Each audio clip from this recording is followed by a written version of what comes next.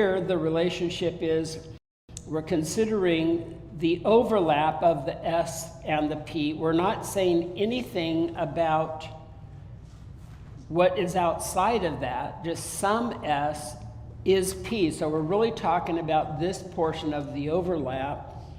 And in this, some S are not P. Again, we're not saying anything about this. We're only arguing this, because it could be true that the case is this, and this would also be true that some S is not P because it's outside of P. It may overlap, and it may be completely separate. Does that make sense? And this, we're not necessarily saying that some S resides outside of P. It may be that all S is inside of P. So if this is true, we're saying at least this is true. This is also true, right? And if no S is P, then we know that this would also have to be true. At least some S is not P. So that may help you to understand these contrariety and subcontrariety issues, the superimplication and the subimplication, right? So it could be true, or it could be false. Here and here could both be false. You could have this state, this situation, right? So we substitute our terms. You could just think about this. If we put all apples are armchairs, that would be a false statement, wouldn't it? That all SRP is going to be a false statement. We put same subject, all apples are no apples are armchairs over here. Is that going to be true or false? No apples are armchairs. That is true, right? So we have a false, we have a true. Put apples and green fruits. All apples are green fruits. Is that true or false? False. No apples are green fruits. False. So in one case, you have a true and a false. The other one is a false and a false. But you could never have a true and a true. Okay? Same type of thing down here. You could see that some apples are armchairs. Some apples are not armchairs. They plugging in the two. Some apples are armchairs. That's false, obviously, right? Some apples are not armchairs. Is that also false? No, that's true, isn't it? Okay, now, if you put apples and green fruits here, are some apples are green fruits? Is that true? Yeah. Is it also true that some apples are not green fruits? Yes.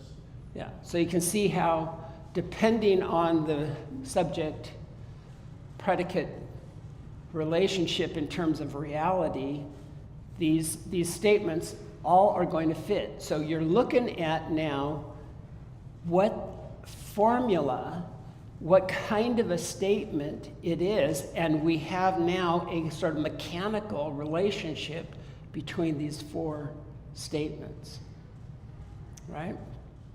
Okay, so now we've pressed on. Ooh, just knock that over.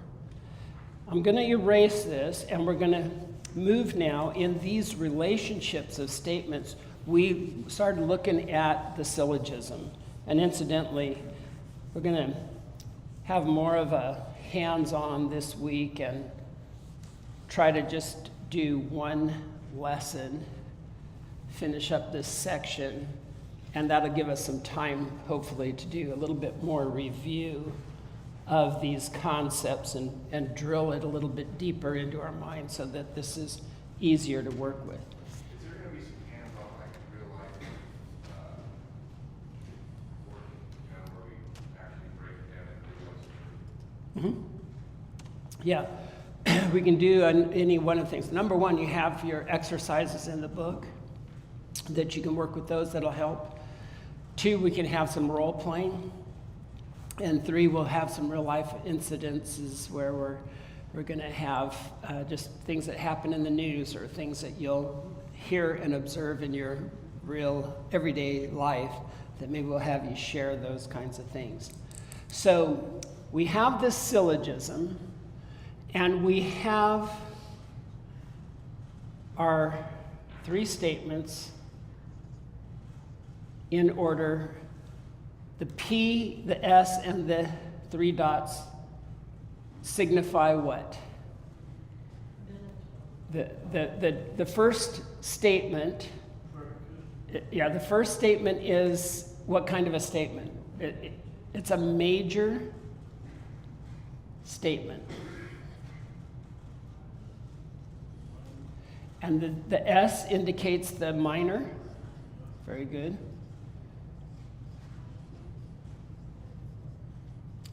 And the 3 dots is the conclusion. That's right. So, why do we symbolize the major premise with the P? Because we're going to locate the conclusion. Yeah. So we have a statement.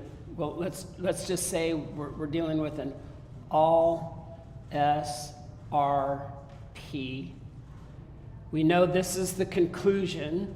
We're going to find the predicate term, and the premise that contains that predicate term in the conclusion is going to be our major statement. The one that has the subject term in it will be our minor statement, minor premise. I said statement, but it's a premise. Premise, conclusion, right? Okay, so that's why we're going to symbolize it with a P, an S, and then that's just your conclusion marker. Okay, so now we're going to, with these syllogisms, we're going to have to determine, are they valid and are they true? Making that distinction. We're going to have to test our syllogism for both truth as well as validity. So we're going to want to make that distinction. So let's read the chapter, and then we'll do a few exercises with this.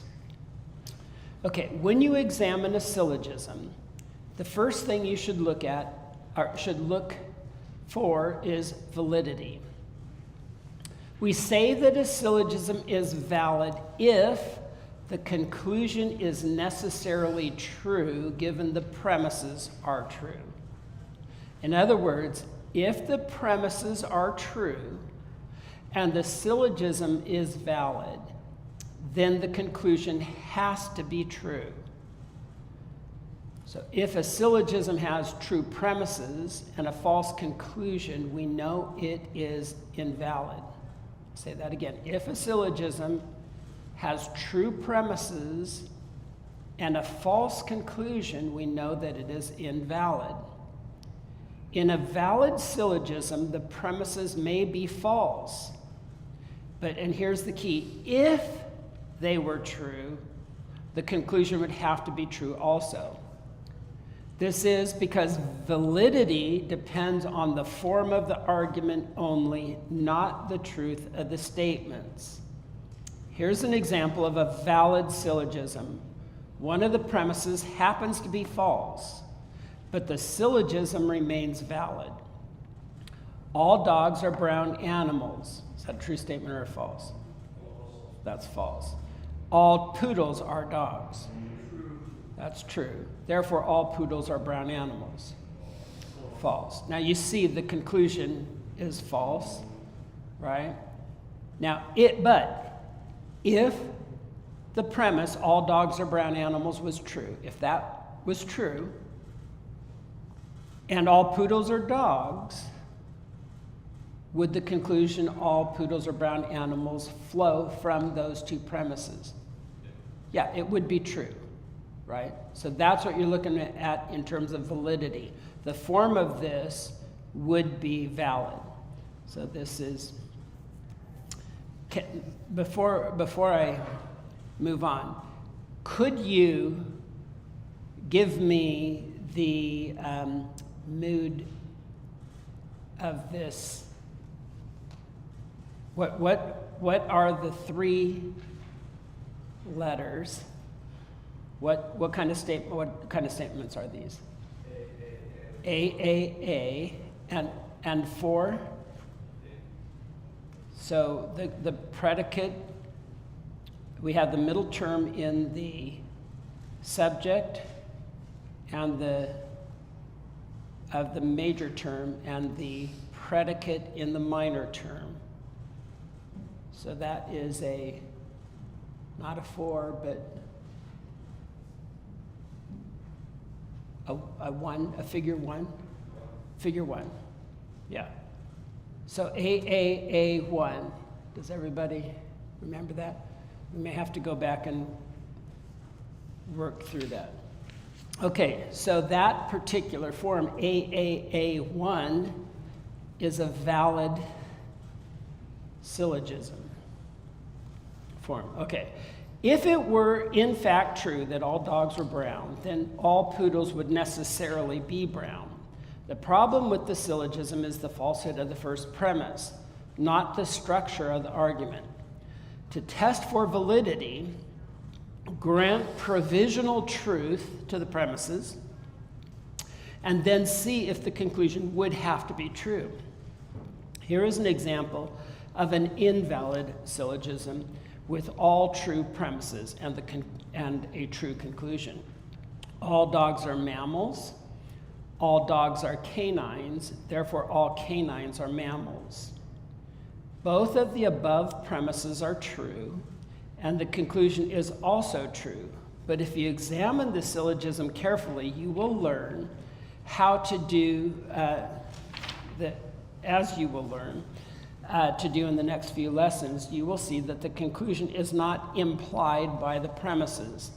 Substituting the word animals for canines makes this clear. It is the lack of implication that makes the syllogism invalid. Don't worry if you don't understand that. We'll look at implication here in a bit. But let's go back and do what he's saying here. Put the words, for canines, we're going to put animals. So if you say all dogs are mammals, all dogs are animals, therefore all animals are mammals. You see how the conclusion is obviously false, right?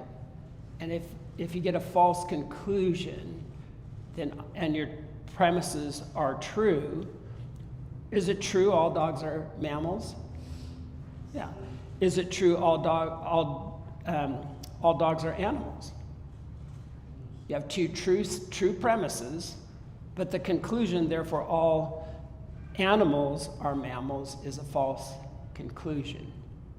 Right? All mammals are animals, so that's where implication is going to come into play here, and distribution of terms. So hold that in mind. You can have two true premises, and if you get a false conclusion, then it's an invalid syllogism. Okay? Don't panic if you don't get it. This will be a little bit clearer. But we're trying to make a distinction between truth and validity and soundness and unsoundness in a syllogism. Okay, so once a syllogism has been examined for validity and it is found to be valid, it may then be examined with a view towards the truth or falsehood of the conclusion. If the syllogism is invalid, then there's no reason to proceed further. You can't draw a valid conclusion from an invalid argument, right? But if it is found to be valid, it is still necessary to examine the truth of the premises. If they are found to be true, then the conclusion must be true as well. So if you have a valid syllogism with two true premises, then the conclusion will flow of necessity. So you're looking at sort of two sides of this, almost like sub-implication and super-implication. If you know the premises are true and you have a clearly false conclusion, you can determine it's an invalid premise. But let's say you know for sure that the syllogism is valid and you're not sure about the conclusion, and you can determine that the two premises are true. That should drive you to an automatic recognition that that conclusion must of necessity flow and be valid and true. So if you're missing a piece of the puzzle, this is like the algebra trying to solve for x, that one variable that you're not sure of, you have ways of determining, can we determine the truth value of that conclusion based upon other factors, right? Okay, so do not confuse, actually let me back up one more paragraph. If a syllogism is valid and the premises are true, it is said to be sound. You should realize then that the conclusion of a sound syllogism must be true. Do not confuse truth with validity. Once we learn the basic rules of formal logic, it is easy to see how prevalent this confusion is. In public debate, the applause is frequently reserved not for those who reason well, but for those with whom the audience agrees. So here's a final example where the premises are true and the conclusion is necessarily true. All dogs are mammals. All poodles are dogs. Therefore, all poodles are mammals. So this syllogism is valid, and the premises are true. So the conclusion is also true.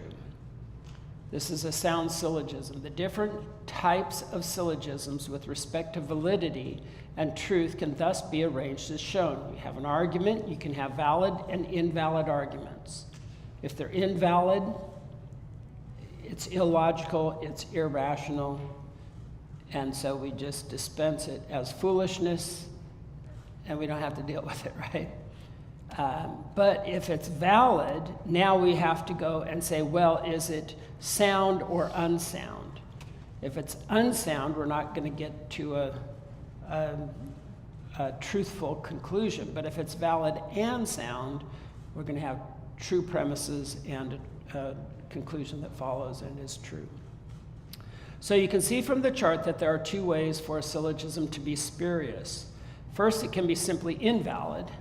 And the second, it can be valid but unsound. So the summary, a syllogism is valid if the truth of the conclusion follows from the truth of the premises.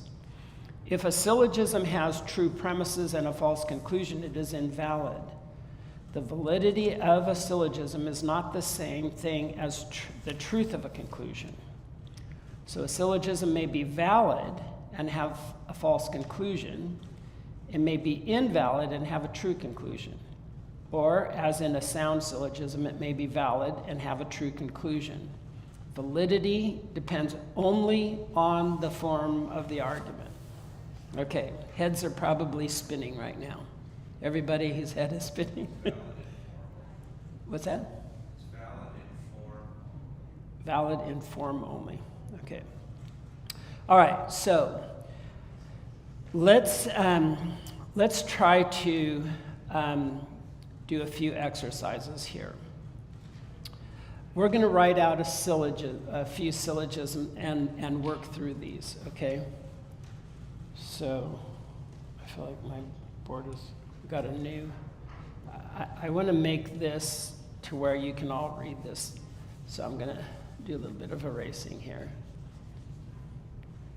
Okay.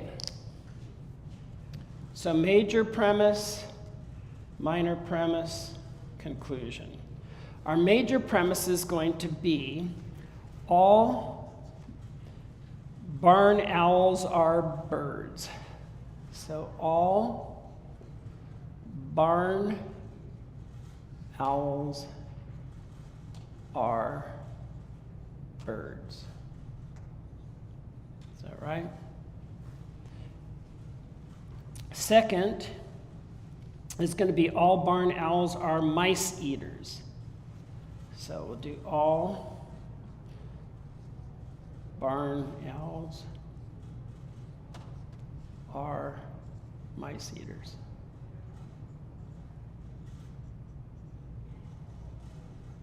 Okay, so the conclusion then is going to be that, well, actually, let's all birds are mice eaters is going to be the conclusion. So all birds are, yeah, that's what it should be. All mice eaters are birds. Eaters are birds. Right?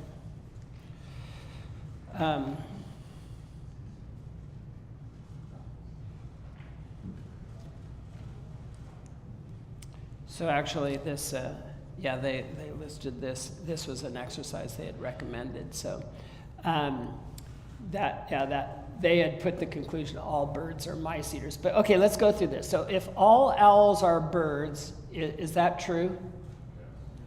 And is it also true that all owls are mice eaters? Yeah. Is it true that all mice are birds? Mice eaters are birds? No. So we have a false conclusion. So is that a valid or invalid syllogism?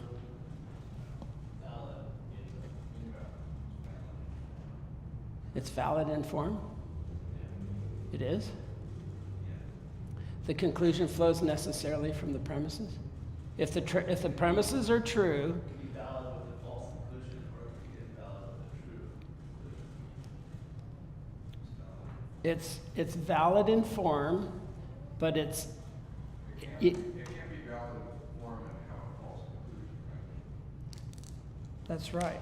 If it's actually, hang on. I think they ended up steering me wrong. I didn't even test this thing. So yeah. So in this case, you have it has to be invalid because you've got a false conclusion, or it actually would be valid if these were true. The conclusion would have to flow in a valid. So it's invalid, correct? So what do you mean when it says syllogism may be valid and have a false? The problem is here. This should actually be, yeah. You still have AAA statements. So this is going to need an edit on the teaching. To make it true, you could say some mice eaters. Yeah. Yeah. Some mice eaters are birds, or some mice eaters are not birds. Yeah. So in the if a syllogism is valid and the premises are true, it is said to be sound. So this you're saying is valid but unsound. Syllogism may be valid and have a false conclusion. Right. So it's valid and unsound, is what you're saying. Right? It's valid and unsound. That's valid in form and unsound. I think that's what it is. They ended up setting this up slightly different. So, yeah, you have a unsound. Yeah, it doesn't have. It's an issue of the implication, which we really haven't done yet. But okay, let's try a different one maybe. Okay, so if you have all mice are rodents, and all rodents can fly. All mice are rodents. I apologize. See, Bill, we didn't make it through, did we? So all mice are rodents, and all rodents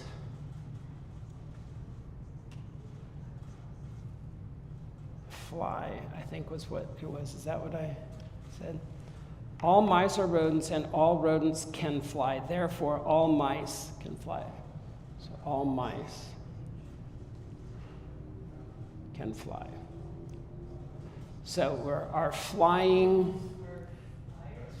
beings.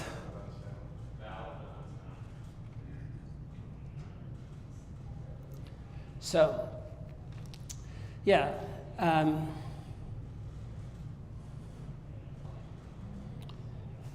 So is it true that all mice are rodents? Yes. Is it true that all rodents are flying beings? That's false. Yeah, that's right. So all mice are flying beings. So you're saying this is invalid or valid? It's valid? Valid, and I think it's the structure is valid, but the premise. Okay, very good. So the syllogism itself is valid. The conclusion needs to be switched because the major premise has mice. Yeah, yeah. They're writing these out. This really, in both of these examples, they have the minor and the major premise. The way they're suggesting this be done, they give me the major premise, which is actually the minor premise. So I think we have to suggest some edits on this. But let's go through this. If I change the S and the P, so make this the P and this the S. If all rodents are flying beings and all mice are rodents, is it true that all mice are flying beings? Would that then be?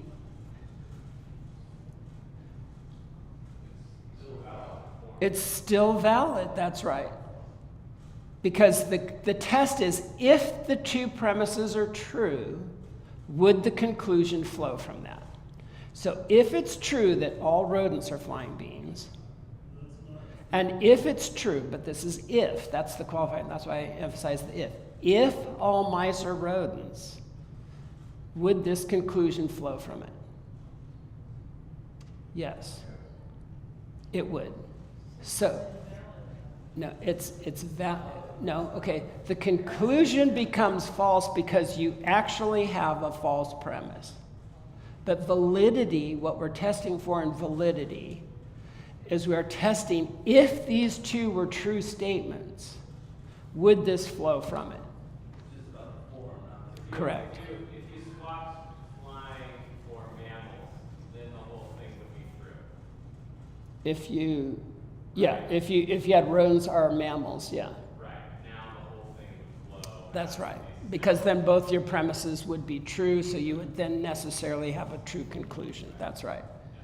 But the point of this is just to say, it may sound like this is not a sound argument, which is the difficulty. Sometimes you'll have somebody who's using, a false premise and getting away with a false conclusion, even though they're packaging it in a sound argument, or a valid argument, but you get bamboozled by the fact that there's a false premise there. But it was a sound way of getting to the conclusion. Okay, so this is why we have to, when we're testing for validity, at the level of validity, we're just testing if the premises are true. We're given that qualification, we're given the benefit of the doubt. Let's assume they're true. Would this flow of necessity? Okay, so we're looking at that form. Okay, one other one.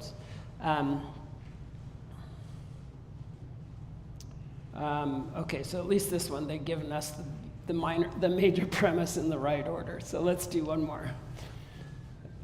I had to double check this. And we're going to put our P and our S back where they belong. Okay. So we are going to, on this example, do all birds are creatures with eyes. All birds are creatures with eyes. CWE. Okay, minor premise is going to be all birds are egg layers. All birds are egg layers. The conclusion is all egg layers are creatures with eyes. So all egg layers are creatures with eyes. Okay.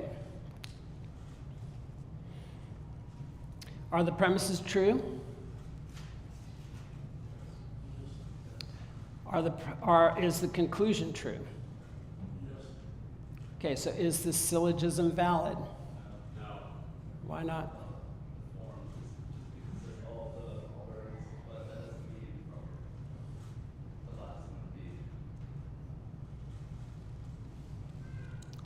Does the conclusion follow from the premises? No. No. Okay. So, if all egg layers are creatures with eyes, let's see, we want to do this one more time.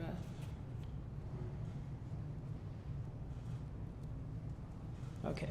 So, let's do this. Let's replace egg layers now, and this is what Jeremy was getting at in the last example. If we say they are living things,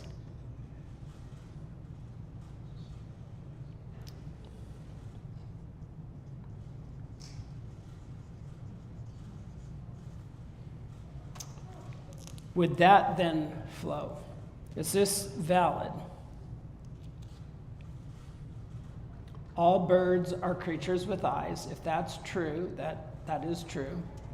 And all birds are living things. That's also true. Does it flow that all living things are creatures with eyes? All living things do not have eyes, so Huh. it would be false. Yeah. So that we have a conclusion that would be false. This is absolutely true, right? Yes. And all birds are living things. That's also true. But this is where we're going to get into why we're going to have a recognition of how far your implication is going to go, the all or the some. Is this term speaking of a whole class? So don't. I was just gonna say that. It's all categories. Are you Yeah. arguing from lesser to greater? Yeah. Really, it's most of Yeah. it. So we're getting closer to being able to have all the pieces of the puzzle here. Okay. So,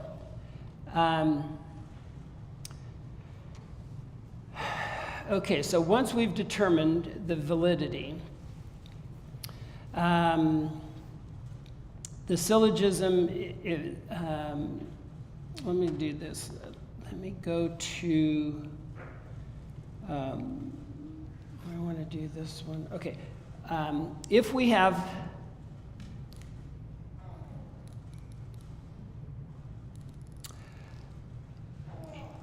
yeah, see, they do the same thing. They give us they give us the major premise. I'm going to skip that one then. Okay, so in this one, we're going to just try to be sure that we're keeping the validity of the form separate from its soundness in the argument. Right? This is frustrating. These examples they wanted me to share with you, they set these up.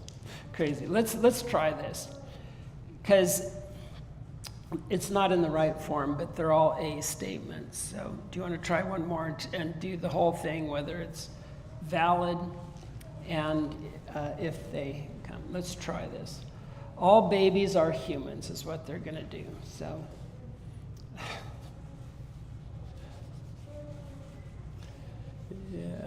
this is not good. All babies are humans.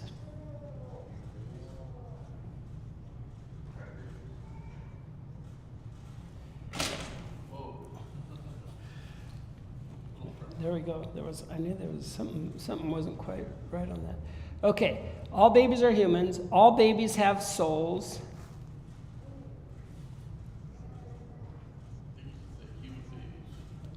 Are souls soul-bearing creatures? What are we going to do for soul? Soul beings, soul bearers. How about soul havers? Something like that. You'd have to do that. Soulish beings. Yeah, soul possessors. That's a better one. Let's do that. That'll fit our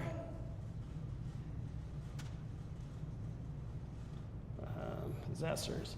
Okay, and then the last one is going to be, therefore, all babies have souls. We have, I guess. Could do that. Have souls. We're changing the verb slightly. Have souls. So all babies. What is that? It's not right. What was it? All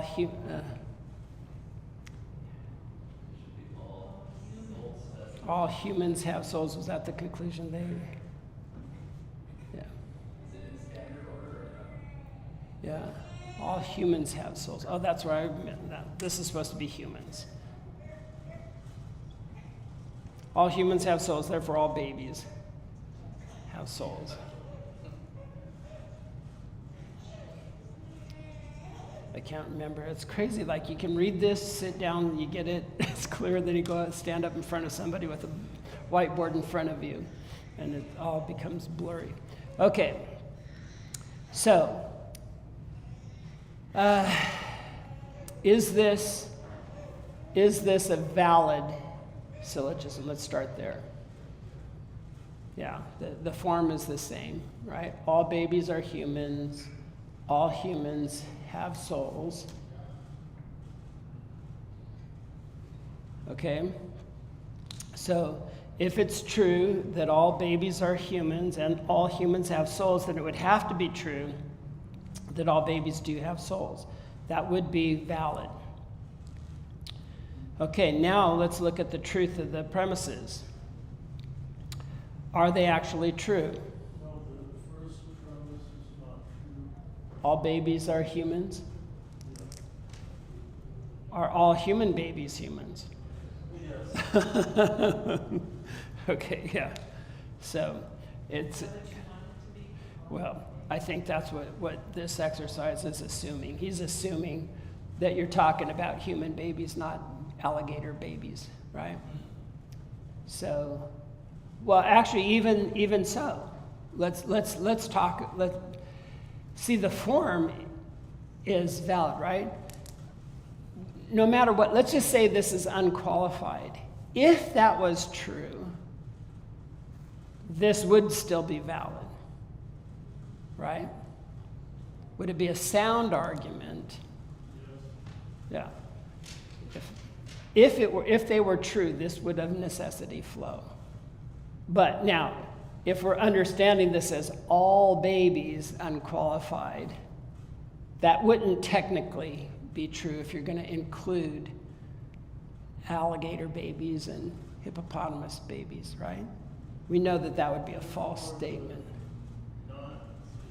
So that would be a false premise if you were really considering that dimension. So that's the difference between your sound.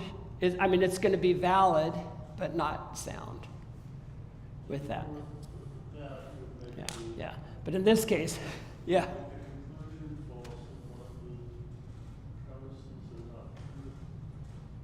The conclusion is false if one of the premises is not true. Yeah. Or, well, you may have a true conclusion with a false premise, but it wouldn't flow from the argument, right? Yeah. So basically what's involved here is this is obviously written from a Christian perspective, so this is the kind of argument that you want to argue in terms of abortion, right? If all human babies are identified as humans and not fetuses or a clump of cells, if all babies are humans and all humans have souls, then we would draw logically the conclusion that all human babies have souls, right? Okay, so that's where the debate's going to go.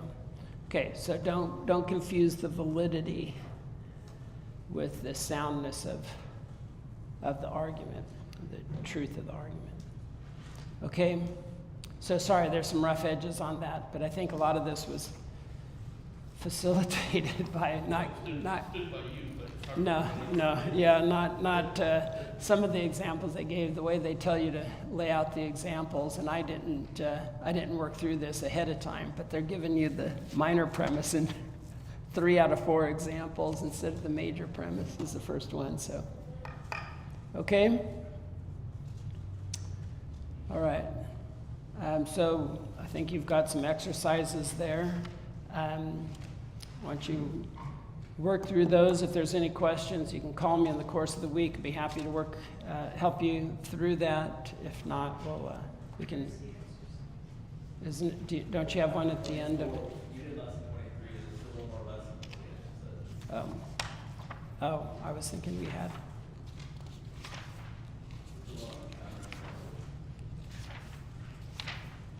You don't have an exercise. I think pushing back in the unit, there are. Oh, okay. All right. So then we'll do the counter examples next time, and then we'll work through some examples. If you want some stuff to work on, I could give you some examples. So. All right. Well, let's close with prayer. Dear Heavenly Father, thank you for your grace, even though there has been some rough patches in the course of teaching this particular lesson. We ask your forgiveness. Pray that you'd help us to cement these things into the mind a little bit more clearly, including the one who teaches, and pray that you would be glorified, and we ask your mercies in Christ's name. Amen. Okay, sorry about some of that.